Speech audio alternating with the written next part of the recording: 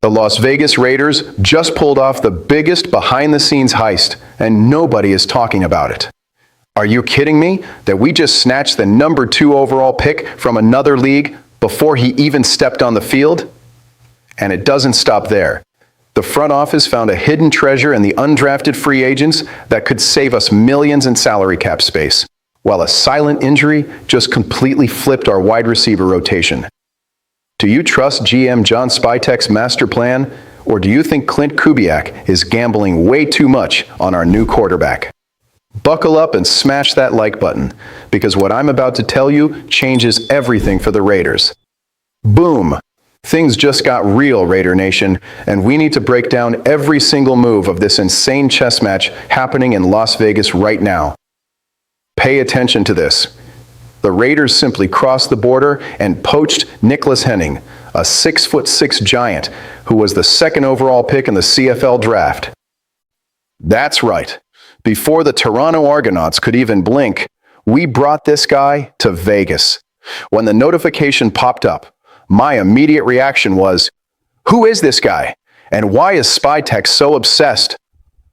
But then you turn on the tape from Queen's University, and it all makes sense.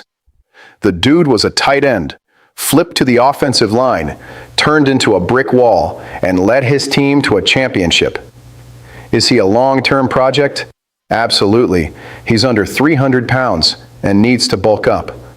But this kid's athletic ceiling is absolutely off the charts. Think about the practical impact of this on our roster and the salary cap.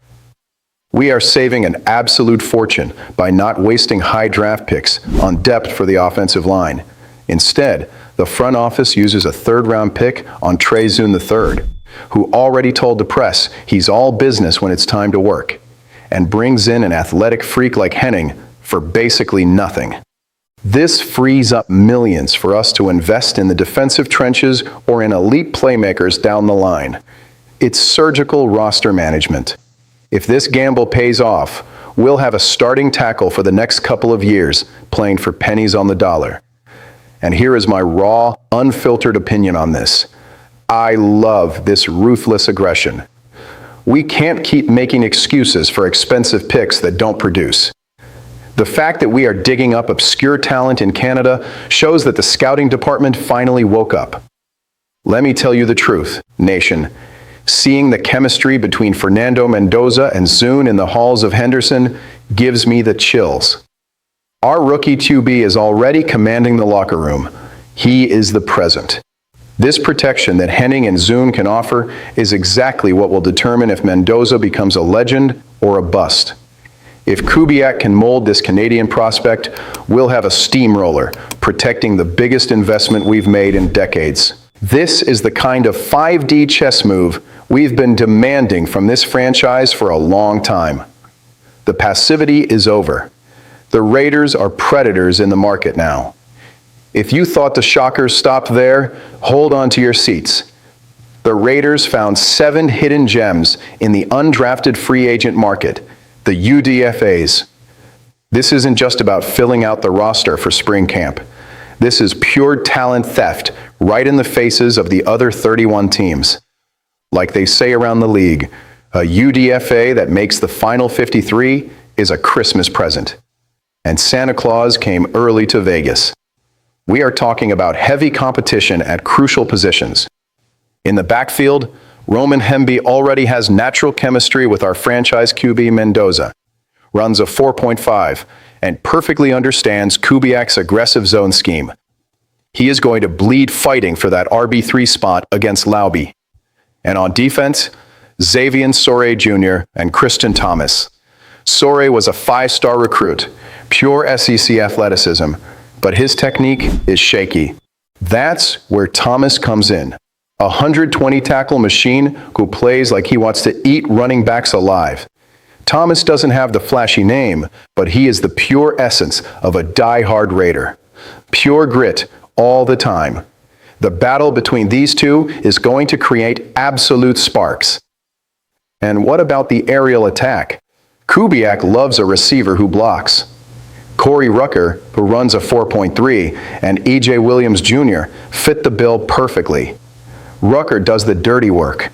As for Williams, the chemistry is already there. He played with Mendoza in college. Just turn on the college football playoff tape and you see those two communicating by telepathy. The guy is 6'3" and attacks blocks violently. That is championship DNA right there. To wrap up this insane package, the special teams unit is on fire. We brought in the absolute best long snapper in the class, Tyler Duzansky, who has a snap speed that borders on the ridiculous. And the cherry on top, kicker Kansei Tokyo-to Matsuzawa. This dude is a lethal precision machine. Matt Gay better watch his back, because even though he has guaranteed money, we all know that in the NFL, a $1 million contract doesn't play on the field. If Matsuzawa proves he's better, the franchise needs to cut loose anyone who isn't performing. The level of competition at practice just went through the roof. A lot of people tuned out after the draft, but the real fans are keeping an eye on our radar. Pay close attention to this, because championships are built in the shadows. The final silent bomb of the day. We just placed receiver Justin Shorter on injured reserve, IR, and signed Jonathan Brady. Oh, Ryan, he's just a bottom-of-the-roster guy for special teams. Dead wrong. You're kidding yourself if you think this is just some random move on the depth chart. Shorter going to IR changes the dynamic of our kick coverage. Without him doing the dirty work, we need fast guys. Another alum from Indiana University. Exactly. Now we have a quartet of Hoosiers on the roster. It's Mendoza throwing, Hemby running, Williams and Brady catching. Spytek and Kubiak aren't just building a football team, they are cloning the perfect ecosystem of comfort for our rookie quarterback. This shows an unbelievable mindset from the front office. They know that a rookie's adaptation under center is the most critical period for the future of any organization. Instead of throwing the kid to the wolves with veteran receivers who don't understand his rhythm and timing, they are bringing in the partners he trusts with his eyes closed. Brady had an insane average of 16.5 yards on punt returns. Pure, unadulterated speed. He doesn't need to learn chemistry with Mendoza. The connection came fully assembled in the box. What looks like just a standard end-of-the-bench swap is actually a masterclass in crisis management to shield our main project. They are surrounding the star with incredibly loyal soldiers.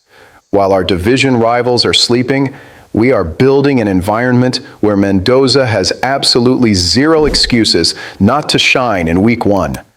And regarding Shorter, the NFL is a ruthless meat grinder.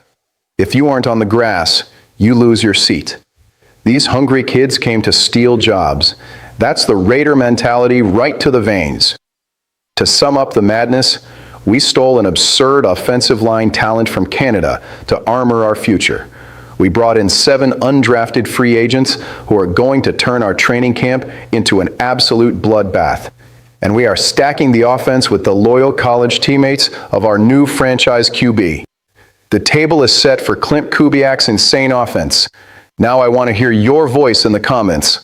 Nation, with this frantic scenario, would you rather cut an expensive veteran receiver to clear a final roster spot for Jonathan Brady? Or kick Matt Gay to the curb if Tokyo Toe proves he's the man on special teams? Drop your opinion down below. I'm going to read and reply to all of them.